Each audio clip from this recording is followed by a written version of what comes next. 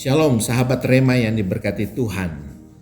Hari ini adalah hari ke-15 di tahun yang baru, di bulan yang pertama ini.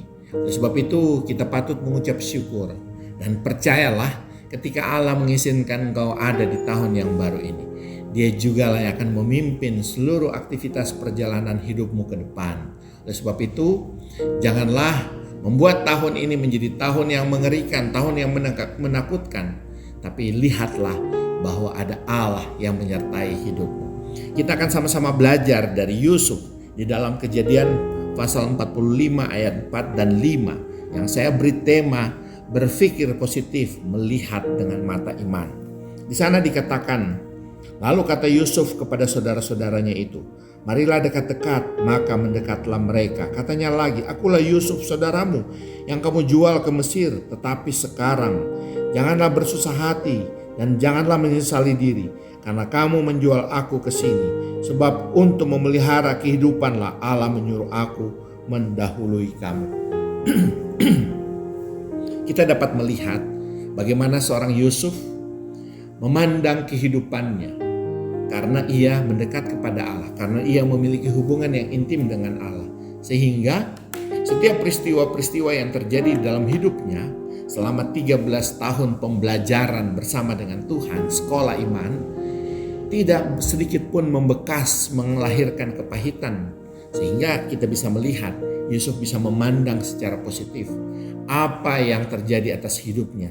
Dan dia memberi kesimpulan bahwa untuk itulah Allah mengirim aku mendahului kamu untuk memelihara satu bangsa yang besar.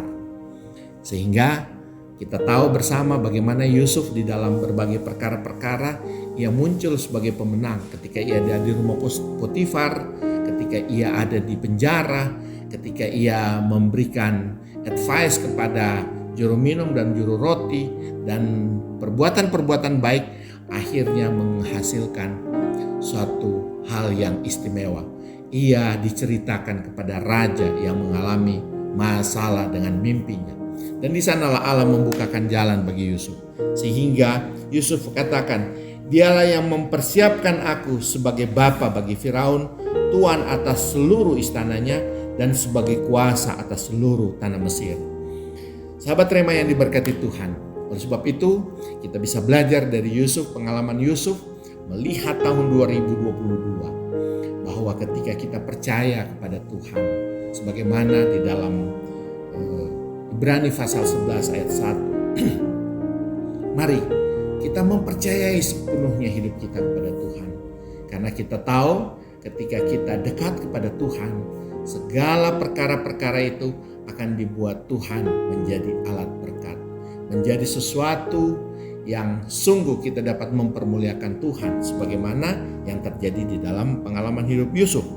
Sehingga kita bisa diingatkan kembali tentang 1 Petrus 2 ayat 9 sebagai tanggung jawab kita sebagai orang-orang pilihan Allah. Di sana dikatakan, kamulah bangsa terpilih, imamat rajani, umat kepunyaan Allah, dan selanjutnya dan selanjutnya.